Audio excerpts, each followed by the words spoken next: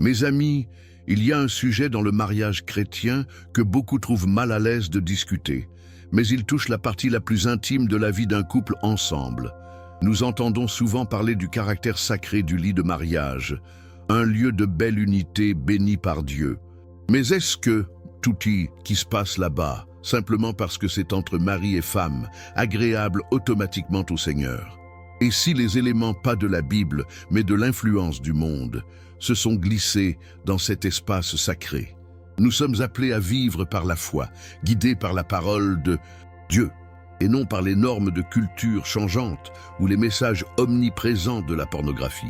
Aujourd'hui, nous devons honnêtement confronter la possibilité que certains actes, bien que consensuels dans le mariage, puissent être enracinés non pas dans l'amour et le respect selon les principes de Jésus-Christ, mais dans les désirs façonnés par un monde souvent hostile à la conception de Dieu et pour la pureté et l'honneur.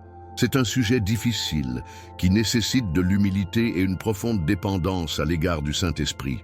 Mais il est essentiel pour tout couple qui cherche à honorer Dieu dans tous les domaines de leur vie. Explorons ensemble cette vérité sensible, en cherchant la clarté et les conseils de la source de toute sagesse. La vérité est que le discernement de ce qui est vraiment honorable dans le lit de mariage n'est pas toujours aussi simple que de vérifier une liste d'actes acceptables. La Bible fournit des principes fondamentaux: amour, respect mutuel, pureté de cœur, éviter les motifs égoïstes et honorer Dieu de notre corps. Mais cela ne nous donne pas un manuel détaillé couvrant toutes les expressions intimes possibles. C'est là que réside le danger subtil. La culture qui nous entoure, par les médias, la musique et oui, l'influence omniprésente de la pornographie, présente un paradigme très différent pour la sexualité.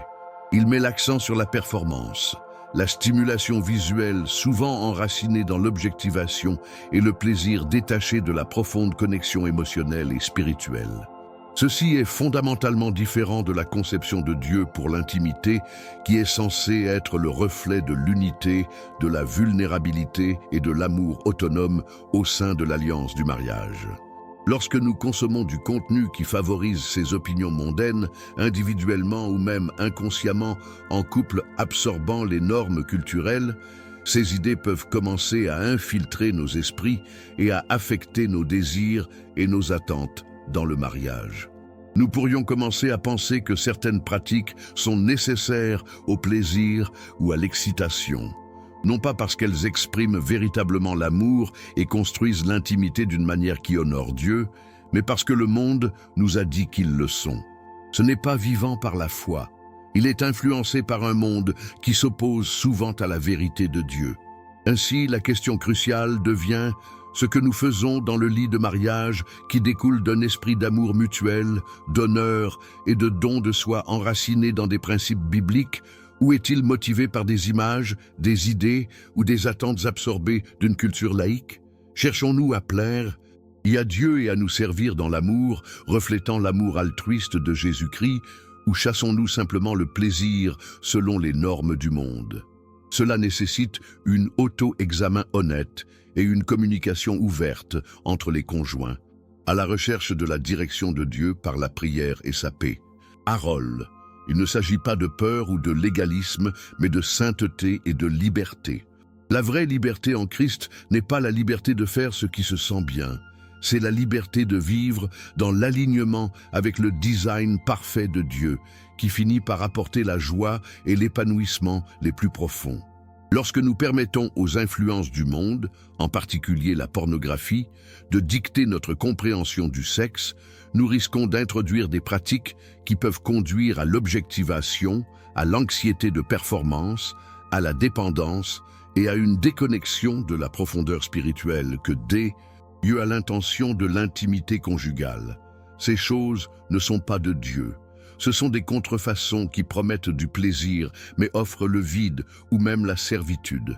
Notre foi nous appelle à vivre différemment, à penser différemment, à aimer différemment. Cela s'étend dans les zones les plus privées de nos vies. Nous sommes appelés à apporter chaque captive à Christ. 2 Corinthiens 10, 5. Ce qui inclut nos réflexions sur la sexualité et notre vie intime avec nos conjoints.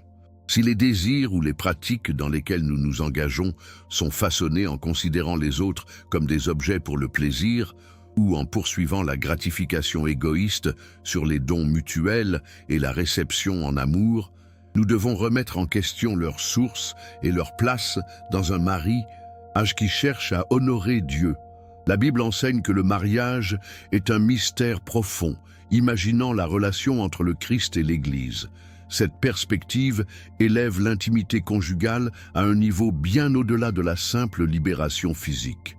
C'est un espace où deux deviennent un, où la vulnérabilité est rencontrée avec la grâce et où l'amour s'exprime physiquement d'une manière qui reflète l'unité spirituelle qu'ils partagent en Jésus-Christ. Permettre des influences qui dégradent ou déforment cette belle image, même dans les limites du mariage, va à l'encontre du caractère sacré que Dieu a ordonné. Discerner ce qui est approprié et saint dans le mariage nécessite une dépendance constante à l'égard du Saint-Esprit. Cela signifie demander: cette pratique nous rapproche-t-elle de Dieu et des autres d'une manière qui s'aligne sur l'amour, le respect et la pureté? Ou introduit-il des éléments de honte, d'objectivation ou de demande égoïste qui ne sont clairement pas de Dieu? La Bible pourrait ne pas condamner explicitement certains actes dans le mariage, mais ces principes plus larges concernant la sainteté, l'amour et l'évitement de la corruption du monde fournissent un cadre d'évaluation. Considérez la source de ce qui informe votre vie intime.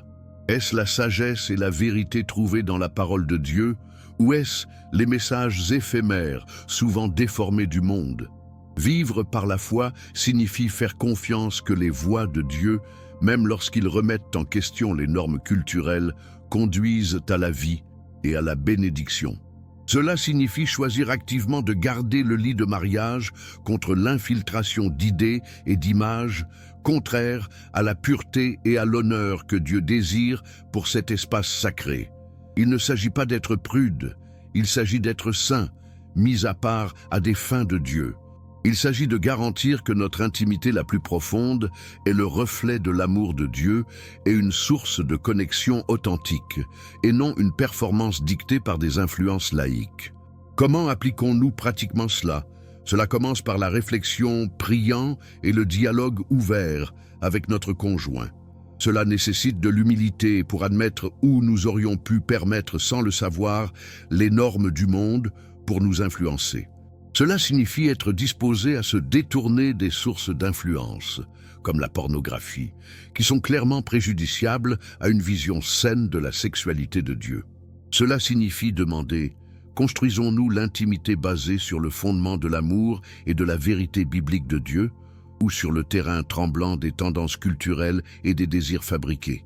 La différence est profonde, et elle affecte non seulement l'acte physique, mais le lien spirituel et émotionnel au sein du mariage. Notre marche avec Jésus-Christ devrait imprégner chaque partie de nos vies, y compris les plus intimes.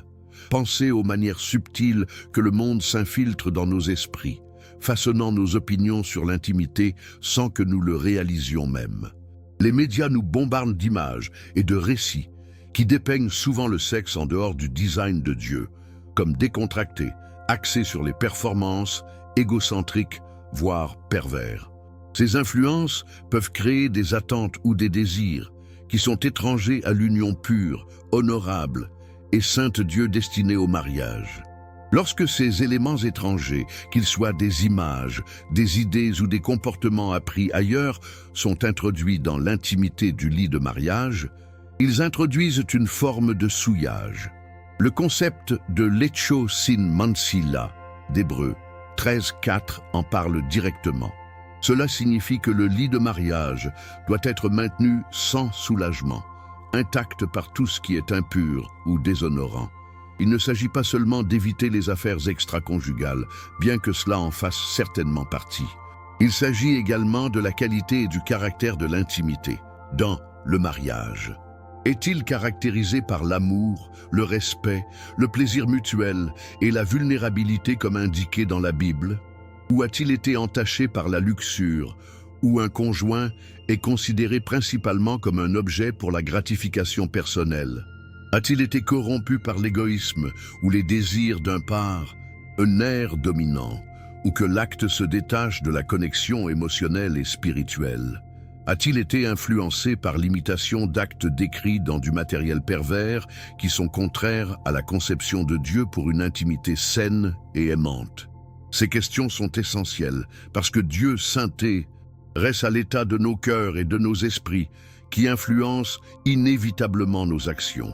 Vivre par la foi signifie faire confiance que le plan de Dieu pour le mariage, y compris l'intimité sexuelle, est parfait et conçu pour notre bien et notre joie ultime. Cela signifie résister activement aux mensonges que le monde nous dit du sexe, des mensonges qui promettent la liberté, mais donnent un esclavage aux désirs ou perversions égoïstes. Protéger le lit de mariage contre la souillure est une discipline spirituelle. Il nécessite une vigilance contre les influences externes et l'introspection concernant nos désirs internes. Cela implique de reconnaître que nos corps sont des temples du Saint-Esprit, destinés à être utilisés pour la gloire de Dieu, et cela s'étend aux aspects les plus intimes du mariage. La Bible nous appelle à la sainteté dans tous les domaines de notre vie, et l'intimité ne fait pas exception. Comment cultivons-nous cette sainteté et cette pureté dans notre vie intime? Cela commence par un engagement renouvelé envers la parole de Dieu comme notre guide. Il nécessite une communication ouverte, honnête et remplie de grâce avec votre conjoint sur ces sujets sensibles. Cela signifie être suffisamment courageux pour identifier et éliminer les sources de corruption du monde qui peuvent affecter votre perspective ou votre comportement. Qu'il s'agisse de pornographie, de certains types de médias ou même de conversations malsaines. En outre, cela signifie poursuivre activement l'intimité fondée sur l'amour, le respect et la vulnérabilité, guidée par les principes trouvés dans la Bible. Cela implique de comprendre que l'intimité sexuelle dans le mariage est une belle expression de l'amour de l'alliance de Dieu, le reflet de l'union entre Jésus-Christ et son Église. Lorsque nous permettons à la luxure ou à l'égoïsme d'entrer, nous déformons cette image divine. Lorsque nous imitons les actes pervers, nous introduisons quelque chose qui est fondamentalement contraire à la sainteté et à l'honneur que Dieu désire pour nous. Vivre une vie centrée sur Jésus-Christ fournit la force et la sagesse nécessaires pour répondre à ces défis. Notre foi n'est pas seulement pour le dimanche matin, il est destiné à imprégner tous les coins de notre existence, y compris la chambre. Cela signifie compter sur la grâce de Dieu pour surmonter la tentation, pardonner les erreurs passées et grandir dans la pureté et la compréhension de sa conception. Cela nécessite de cultiver un cœur qui cherche à honorer Dieu dans chaque pensée et action, y compris ceux liés à l'intimité. Ce processus continu de sanctification, rendu possible par Jésus-Christ, est essentiel pour maintenir un lit de mariage sans défiler. Il s'agit de garantir que notre intimité est une source de vie, de connexion et de bénédiction, plutôt qu'un endroit gâché par la corruption du monde ou les motifs égoïstes. C'est un appel à un niveau supérieur, un appel à vivre pleinement notre foi, confiant que les voies de Dieu sont toujours les meilleures. D'accord, approfondissons cette affirmation. L'affirmation ne concerne pas seulement les actes eux-mêmes, mais sur leur origine et le esprit derrière eux lorsqu'ils sont adoptés simplement parce qu'ils sont répandus dans une société hypersexualisée ou parce que quelqu'un ait dit qu'ils sont nécessaires pour un bon sexe, selon des normes mondaines. L'argument est que lorsque l'intimité au sein du mariage commence à imiter des pratiques qui sont divorcées de la conception de Dieu, ou pire, sont enracinés dans des rituels anciens ou des normes culturelles qui étaient explicitement contraires à la moralité biblique, nous risquons d'introduire ces éléments fondamentalement étrangers à la sationnalité que Dieu a été intentionné pour le lit de mariage. Pensez-y. La Bible met constamment en garde contre l'adoption des pratiques des cultures environnantes, en particulier celles liées à l'idolâtrie ou à l'immoralité sexuelle. Il ne s'agissait pas seulement d'éviter des actes spécifiques, il s'agissait de protéger les cœurs et les esprits du peuple de Dieu, d'adopter un système de vision du monde et de valeurs qui étaient opposées à la sienne. Lorsque la culture moderne, rejetant largement la vérité biblique, favorise certains comportements sexuels comme la norme ou même nécessaires à l'épanouissement. Et ces comportements reflètent des choses qui ont historiquement été associées à des rites de fertilité païens ou à la prostitution du temps, qui étaient fortement condamnés dans la Bible. La préoccupation est que nous sommes subtilement ou non à importer ce même esprit, le mariage chrétien. Cela ne veut pas dire que chaque pratique est intrinsèquement mauvaise, mais plutôt que la motivation et source importe profondément. Un couple explore l'intimité par amour mutuel, respect et désir de se bénir dans l'alliance que Dieu a établie, cherchant à le glorifier même dans leur union physique?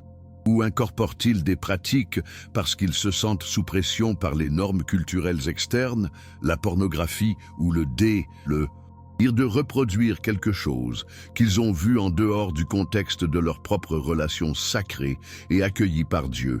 Lorsque ce dernier est le cas, il y a un réel danger de permettre à la souillure d'entrer.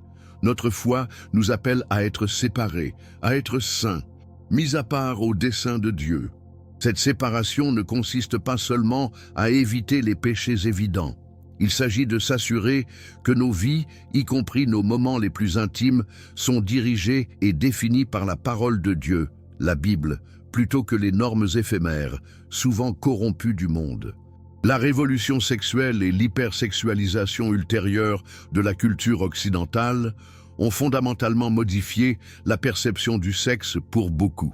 Il est souvent considéré comme purement récréatif, dépourvu d'alliance, d'engagement ou de signification spirituelle. Cela contraste fortement avec la vision biblique, où l'intimité sexuelle dans le mariage est un mystère profond, symbolisant l'union de Jésus-Christ et de son Église.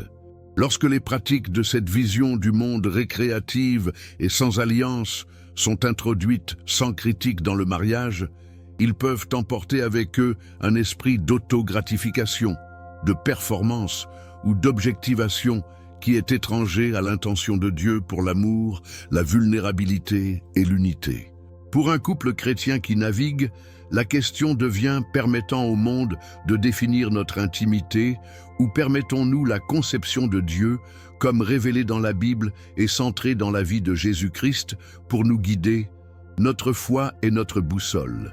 Cela nous aide à discerner ce qui s'accumule et ce qui démêle, ce qui honore Dieu et ce qui s'adresse à la chair ou à l'esprit de l'époque.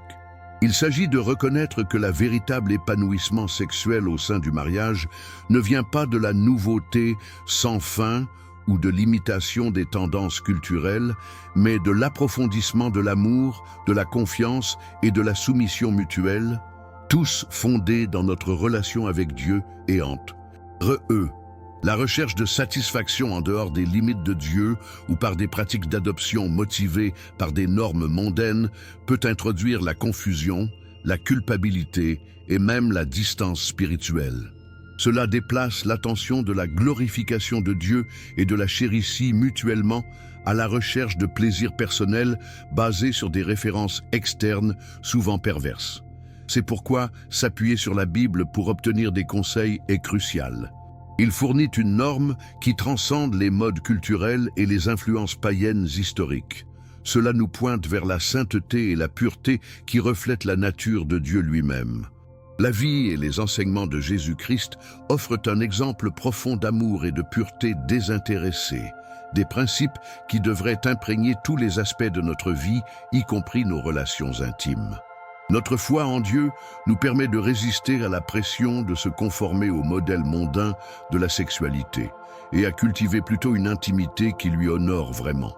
Alors, expliquons à quoi ressemble cette attitude du cœur dans la pratique, dans la chambre conjugale. Lorsque la motivation est véritablement enracinée dans l'amour et le respect, l'acte intime devient une expression d'une connexion profonde, d'une vulnérabilité et d'une affirmation mutuelle. Il ne s'agit pas seulement de libération physique, il s'agit de donner du plaisir, de recevoir du plaisir et de favoriser un lien plus profond. Il s'agit de voir votre conjoint comme une personne bien-aimée, créée à l'image de Dieu, et de chercher sa joie et son épanouissement autant que, sinon plus, le vôtre. Cela s'aligne sur l'amour altruiste illustré par Jésus-Christ, un amour qui cherche le bien de l'autre.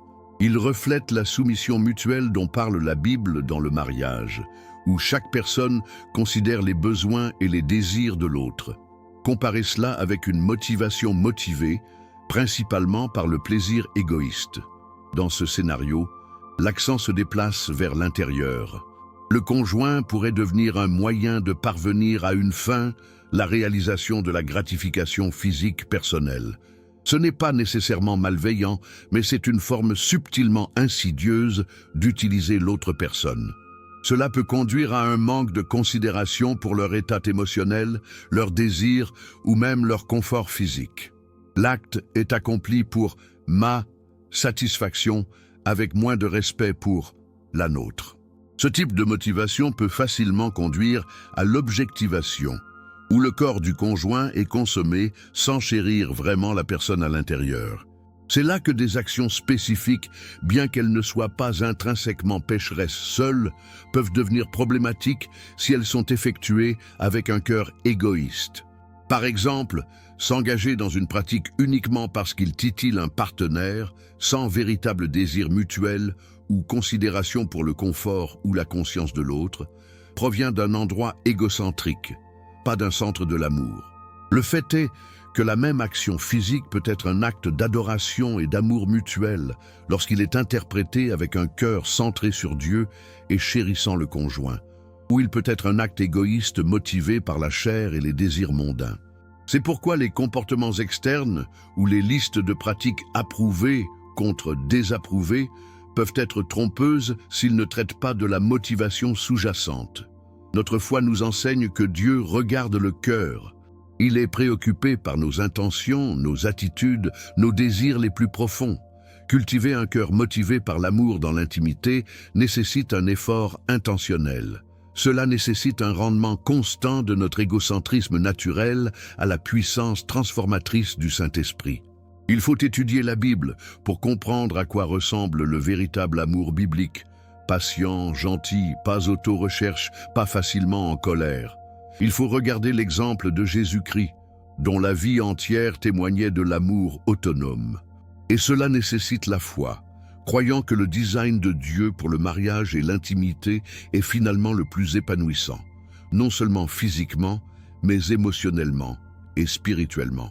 Lorsque nous abordons l'intimité avec un cœur cherchant à honorer Dieu et à chérir notre conjoint, guidé par les principes de la Bible et habilité par notre foi en Jésus-Christ, l'objectif se déplace.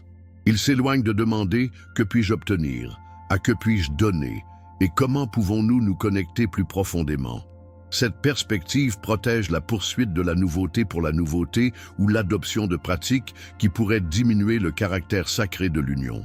Il fonde l'acte intime dans l'amour de l'alliance. Un amour qui est engagé, désintéressé et cherche le plus grand bien de l'autre personne au sein des limites fixées par Dieu. Cela ne signifie pas ignorer le plaisir.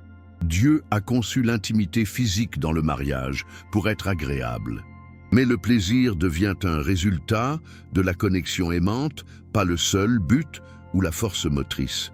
Il s'agit de l'intégration, corps, âme et esprit, unis dans l'amour devant Dieu. Notre foi fournit l'objectif à travers lequel nous évaluons nos désirs et nos actions dans ce domaine sensible.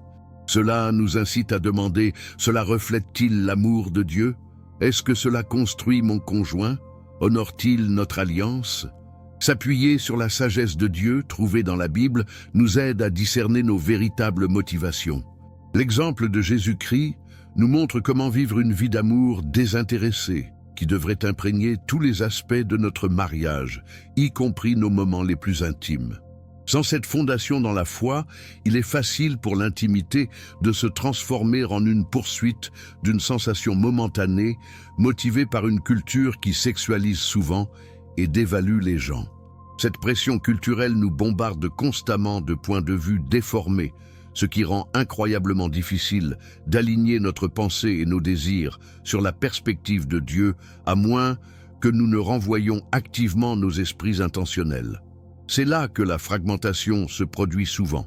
De nombreux croyants créent par inadvertance une fracture, séparant mentalement leur promenade spirituelle, prière, église, lecture de la Bible, actes de service, de leur vie intime.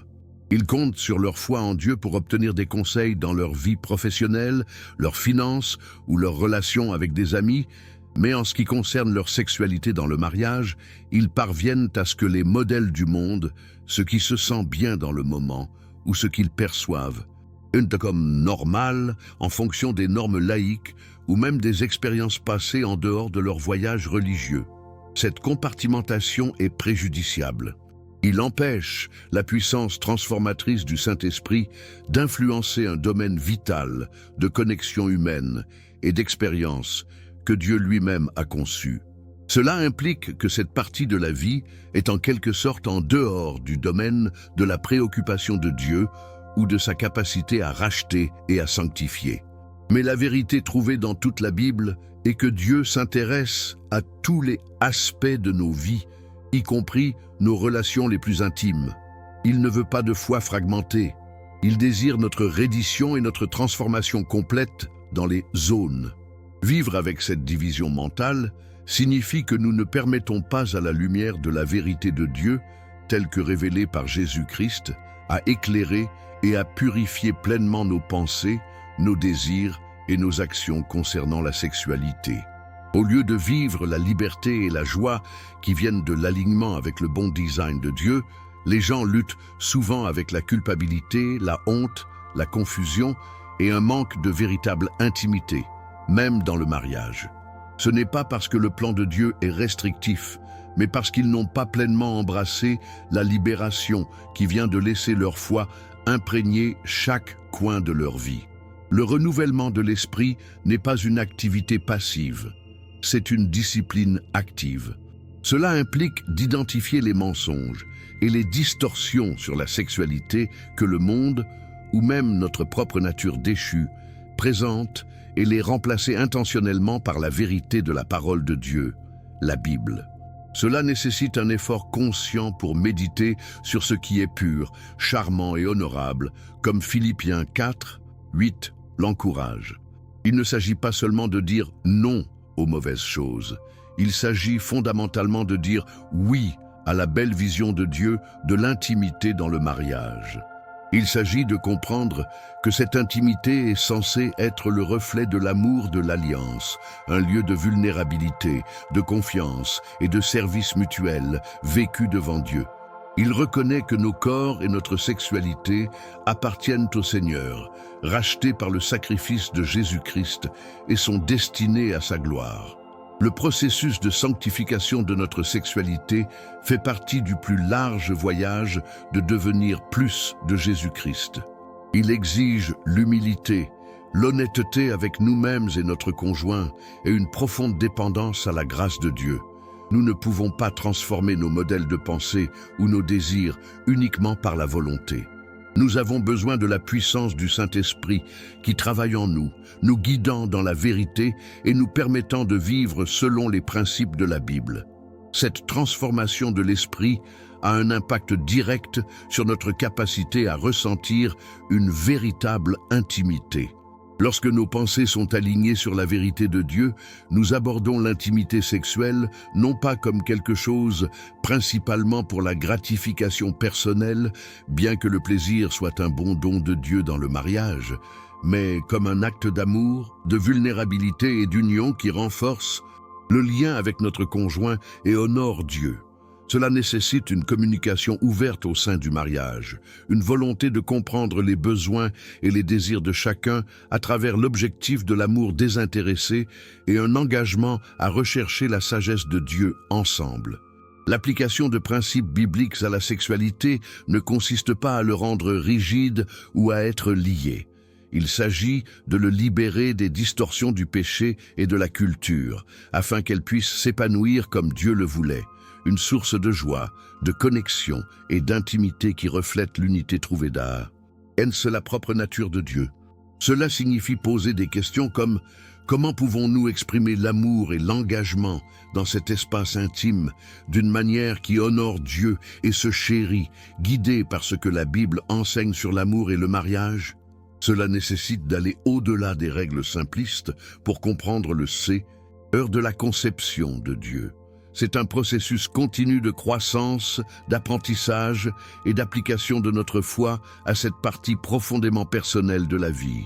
Il est de reconnaître que la vraie transformation de notre sexualité, tout comme dans tout autre domaine de notre vie, coule de notre foi en Jésus-Christ et de notre soumission à la parole de Dieu.